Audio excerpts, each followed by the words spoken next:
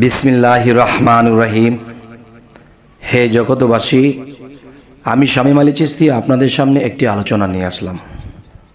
এই পৃথিবীতে তরিকতের বাইরে এবং তরিকতের ভিতরে যে লোকগুলো আছে, এদের মধ্যে অনেকের ভাবনা চিন্তা যে হাসান আর হুসাইন, এই হাসান হুসাইনের মধ্যে এই দুইজন, যেমন হিন্দু শাস্ত্রে মহাদেবের সন্তান দুইটি, কার্তিক গণেশ। এখন অনেকেই এই কথাটা তরিকতের ভাষায় বা বিভিন্ন জায়গা থেকে শুনে একটা কথা বলে থাকে, হাসান হুসাইন নাকি কার্তিক গণেশ। আসলে আমরা যখন এটাকে যোগ মিলাতে যাব, তখন দেখা যায় এই কথার কোনো মিল নেই। যেমন একটি বিষয় হলো যে কার্তিক গণেশ তারা মহাদেবের সন্তান, তাহলে হজরত আলীর সন্তান হজরতে হাসাইন, হজরতে হুসাইন, তবে এটা কখনোই এই কথাটা মিল নেই। যে হাসান হুসাইনের একটা বিষয় হলো কি, দেখেন, আমাদের মধ্যে আমাদের শাস্ত্রগ্রন্থ যদি আমরা ভালো করে ঘাঁটি, তখন দেখা যায় এই সমস্ত বিশ্ব ব্রহ্মাণ্ড সৃষ্টি হয়েছে পাক পাঞ্জাতনে। তাহলে পাক পাঞ্জাতন বলতে আমরা কি বুঝবো? পাক পাঞ্জাতন বলতে আমরা বুঝবো যেমন হযরত মুহাম্মদ সাল্লাল্লাহু আলাইহি সাল্লাম, হযরত আলী, মা ফাতেমা, হাসান, হুসাইন। আমাদের মধ্যে এই কথাটি বলা হয়েছে যে যদি এই পৃথিবী সৃষ্টি করা হয়েছে, আল্লাহ বলেছে কি, আমি 5টি পদার্থ দিয়ে, 5টি প্রকার দিয়ে আমি এই সমস্ত বিশ্বজগৎ সৃষ্টি করিয়াছি। সেই 5টি প্রকারের বহুদূর এর ব্যাখ্যা। এই জন্য কবি একটি কথা বলেছেন, আব, আতশ, খাক, বাত, নূর, এই 5এর ব্যাখ্যা বহুদূর। তাহলে এই 5এর ব্যাখ্যা কত দূর? এই 5এর ব্যাখ্যা বহুদূর। যেমন 5 জন সাহাবা শ্রেষ্ঠ, 5টি কালেমা শ্রেষ্ঠ, 5 জন নবী শ্রেষ্ঠ, এবং পাক পাঞ্জাতনের 5 জন শ্রেষ্ঠ, আগুন, পানি, বাতাস, মাটি, আলো, এই 5টি দ্বারাই যেমন পৃথিবী সৃষ্টি করা হয়েছে, তাই বলা হয়েছে আব, আতশ, খাক, বাত, নূর, 5এর ব্যাখ্যা বহুদূর। আর এই 5এর ব্যাখ্যা যে কত দূর, এই দূর পর্যন্ত গেলে, সৃষ্টির গোড়াতে গেলে তখন আর মাথায় ধরে না। যাই হোক, সেখানে গেলাম না। তবে আমাদের একটা জিনিস বুঝতে হবে যে যারা বলে কার্তিক গণেশ, হাসান হুসাইন, আসলে এই কথাটি ঠিক নেই। কেননা যে আমাদের মধ্যে পাক পাঞ্জাতন সৃষ্টি না হলে জগৎ সৃষ্টি হতো না। আর সে পাক পাঞ্জাতনের অংশ হাসান হুসাইন।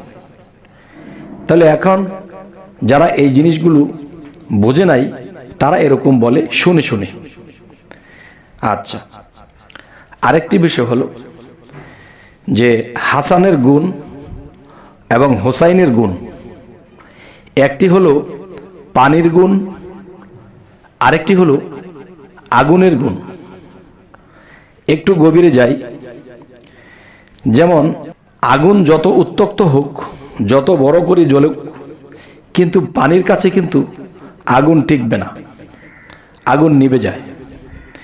তেমনি ইমাম হাসাইন, ইমাম হুসাইন, হাসানের গুণটা আগুন, যে গুণে বড় পীর, আর হুসাইনের গুণটা পানি, যে গুণে মঈনুদ্দিন চিশতিয়া ভারতবর্ষে এলেন।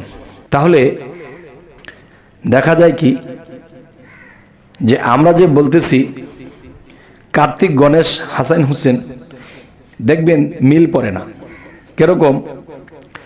কার্তিকের জ্ঞান ছিল বাহ্যিক জগতের জ্ঞান, বাহ্যিক জগতের শক্তি। এই পাক পাঞ্জাতন সৃষ্টি না হলে কিছুই সৃষ্টি হতো না। সেই পাক পাঞ্জাতনের 5টির মধ্যে 2টি হলো হাসান এবং হুসাইন। এখানে গেলে কিন্তু সেই মহাদেবের সন্তান সেই কার্তিক গণেশের সাথে মিল পড়ে না। তবে আল্লাহ যেমন আমাদের ধর্মে আল্লাহ নামে প্রচার, অন্য ধর্মে ঈশ্বর, অন্য ধর্মে গড, আরেক ধর্মে ভগবান, তাহলে আমরা যদি বুঝি যে ধর্ম শত শত, আল্লাহ কিন্তু এক, এই এক আল্লাহ এক জায়গায় গিয়ে নাম ধরেছে ঈশ্বর, গড এবং আল্লাহ, খোদা, এই বিষয়।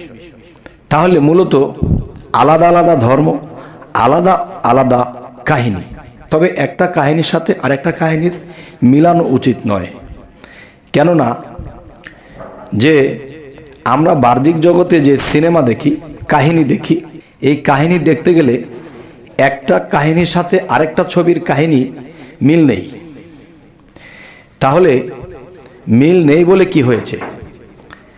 আল্লাহ আরেক জায়গায় আরেক নামে আরেকটা ধর্ম পরিচালনা করেন, আল্লাহ এখানে আল্লাহ নামে আমাদের ধর্ম পরিচালনা করতেছেন, জ্ঞান দিতেছেন, মানুষকে চালাইতেছেন, খাওয়াইতেছেন।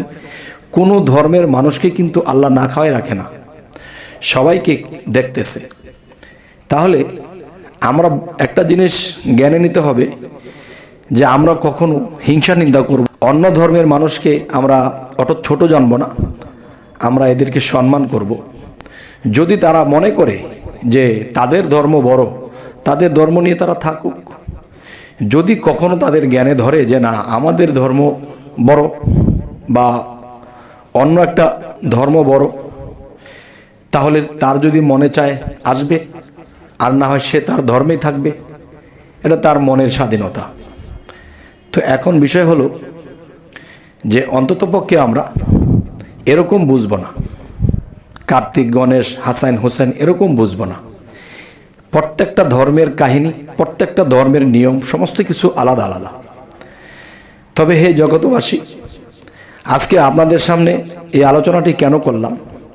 যেন মানুষে এরকম শুনে শুনে কথা না বলে, এই জন্য।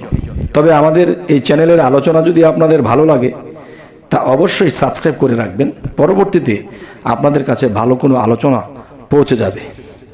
তো আজ এ বলেই রাখবো, সকলেই ভালো থাকবেন। আল্লাহ হাফিজ।